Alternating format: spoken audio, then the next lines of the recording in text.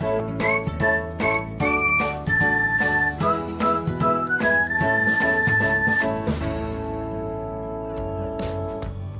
everyone, welcome back to another episode of Technologyglance.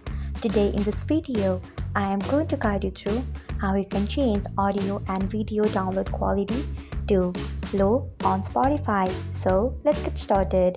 Firstly, open Spotify app in your device, then tap on your profile icon. Next, tap on settings and privacy. After that, tap on media quality, then scroll until you find download quality.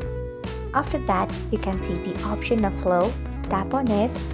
So this is how you can change audio and video download quality to low on Spotify.